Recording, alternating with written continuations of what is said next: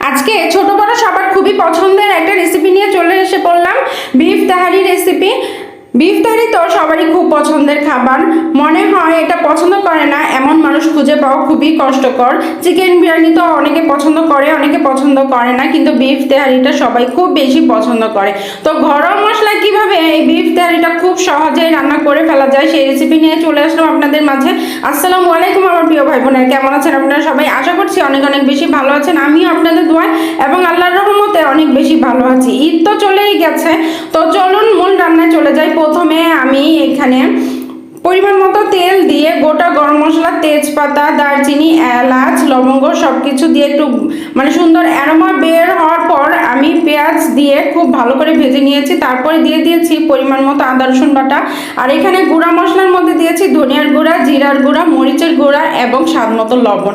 যেহেতু আমি তেহারি রান্না করছি, হলুদের গুঁড়া দেওয়ার কোনো প্রয়োজন নেই। খুব ভালো করে কষিয়ে এইখানে আমি বিরিয়ানির রেডিমেড যে রাঁধুনি মশলাটা তেহারি মশলাটা পাওয়া যায় সেটা দিয়ে দিলাম। দিয়ে ভালো করে নেড়ে চেড়ে একটু পানি অ্যাড করে দিলাম। এখন মশলাটা খুব ভালো করে কষিয়ে নিতে হবে। মশলাটা যত বেশি ভালো করে কষাবেন এর স্বাদ তত বেশি ভালো আসে। এখানে দিয়ে দিলাম পরিমাণ মতো টমেটো সস।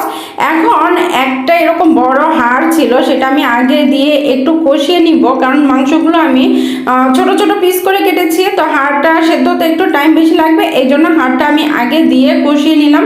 এখন দিয়ে দিলাম মাংস।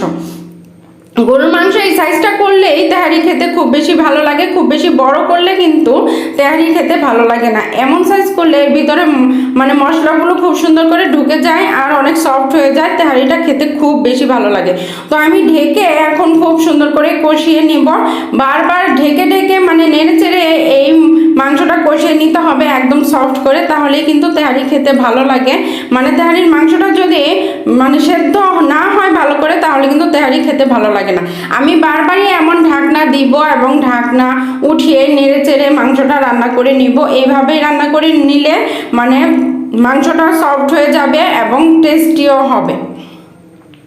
এই পর্যায়ে এখানে আমি কাঠবাদাম ব্লেন্ড করে নিয়েছিলাম, সেটা দিয়ে দিলাম। আর দিয়ে দিলাম 5-6টা কাঁচামরিচ। এখন নেড়ে চেড়ে এটাকে আমি খুব সুন্দর করে কষিয়ে রান্না করে নিব। একেবারে তেল উঠে আসা পর্যন্ত মাংসটা রান্না করে নিতে হবে। দেখুন মাশাআল্লাহ কালারটা কত বেশি সুন্দর হয়েছিল। আর আপনারা কিভাবে তেহারি রান্না করেন অবশ্যই কিন্তু কমেন্টে বলবেন।